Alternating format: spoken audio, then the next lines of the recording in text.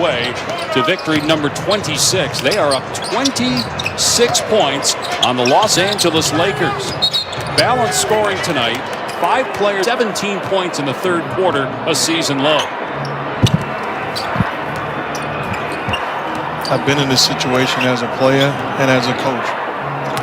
Down big, what you want to do is make sure you just begin to get good possessions, one at a time, offensively and defensively.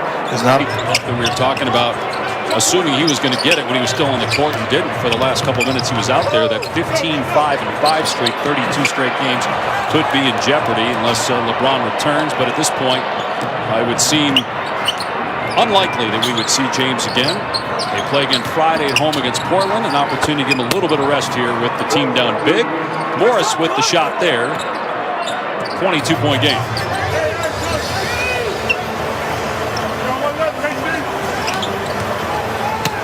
Clarkson, great pass. The strip by Harrell and a turnover. And Horton Tucker grabbed by Clarkson. I believe I was in San Antonio in an elevator, and a mom and dad had their little son. And they looked at me and said, introduced me to him. Obviously, they knew who I was. Humbly acknowledged the kid, and he said he's going to be a pro one day. Watch out for him. That guy has turned into Jordan Clarkson. What a career and what a season he's had. Proud of him. Now the 7th year out of Missouri. Harrell's jumper is off target. And Utah ball. Mike Conley not invited to the All-Star game this week. That, you know, he said it's like going to the line of the DMV. You get there and you have just your real driver's license, and then they tell you got to have 2 forms of ID. You need to get back in line and start over. Well, he said this time I had 2 forms of ID. I thought I was getting in, but he was not picked by the coaches. He's got great company, a former teammate of mine, and great Rod Strickland. Another guy that had an incredible career and certainly deserved to be an All-Star. Players that get left out, right? You could sit here and make a list of the players that didn't get in that you could make a case for, and then you got to find, if you're going to pick somebody who didn't get in that should go, then you got to find the guy that got in that shouldn't be there, and there really isn't anybody that got in that should.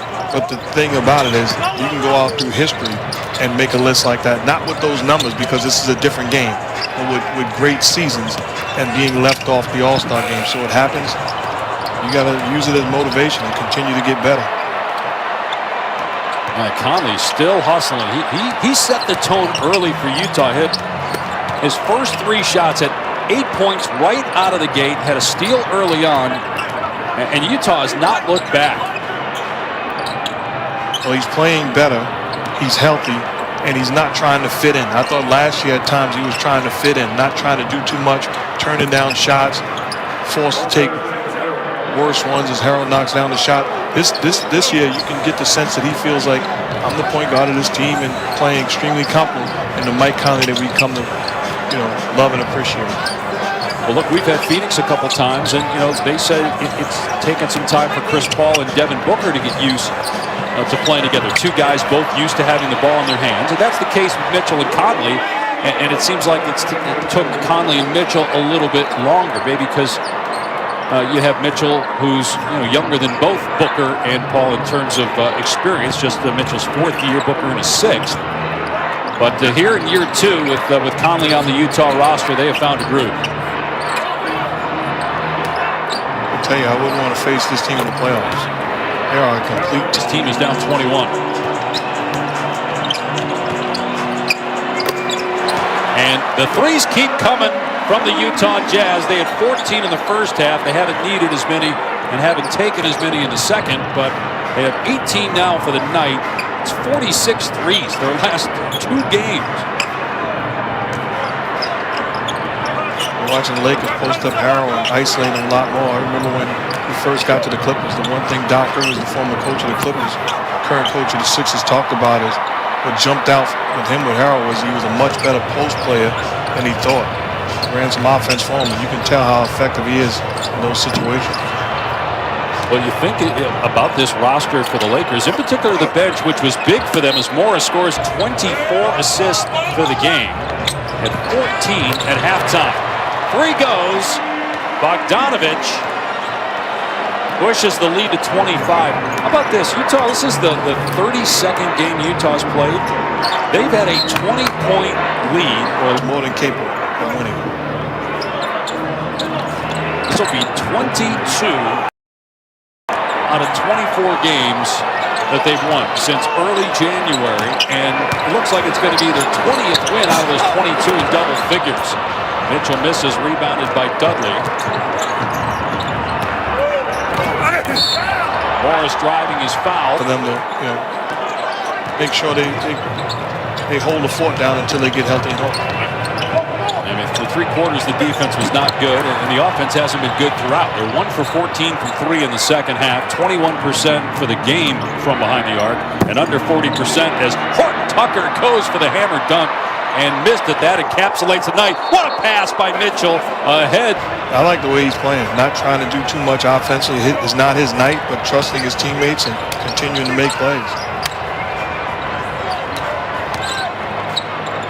Utah, after tonight, will head out for a 4-game road trip before the All-Star break. They'll be in Miami on Friday. They'll enter that game at 26-6, the best record in the NBA, a franchise record in terms of the number of the record for Utah through 32 games, for the best they've had in franchise history. Great passing by Mitchell again. Just of the night, they have been dominant from jump. Mike Conley setting the tone early on both ends of the floor. Both teams have emptied their benches, so that streak that we talked about with LeBron James, 15 points, 5 assists, 5 rebounds, doing that in all 32 games, 32 straight, an NBA record. That's going to come to an end tonight. 28 minutes played for LeBron James. As the Lakers look ahead to Friday, they'll be on a 4-game losing streak. And 5 losses in their last 6 games, entering Friday's game with the Blazers on ESPN. Floor along with Kostas Adetokounmpo, Giannis's brother, just the 2nd game that Kostas has played in this year for the Lakers. George Niang missing the 2. And 4 minutes to go. Jared Dudley from outside, no good on the 3. Jazz this year, he's donating a 4-year college scholarship for underrepresented minority students. So this is going to minorities. Tremendous job impacting, making a difference, and presenting opportunities to those that are less fortunate.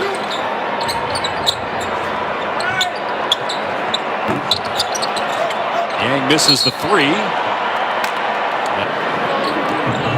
It's, he's an interesting story. He was, how many owners in professional sports were not a son of an owner, so they weren't fans of the team already? I mean, he was a Utah Jazz fan growing up and just bought the team recently from the Miller family.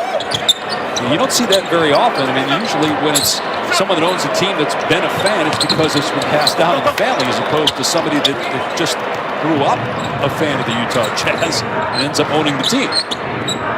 He's living a dream, and he absolutely loves Utah and how it's changed from years ago. It's a place where people are moving to and they embrace. So if you were to buy an NFL team, we just got to wait and find out where Tom Brady goes, because that's the team you're going to buy. So, I mean, right now it'd be the Bucs, but if Brady goes somewhere else, then you'd have to sell it and buy the other team quickly. Why don't you just say congratulations when you guys win the Super Bowl and leave it at that? You did call it. I will give you that, man. You never lost faith.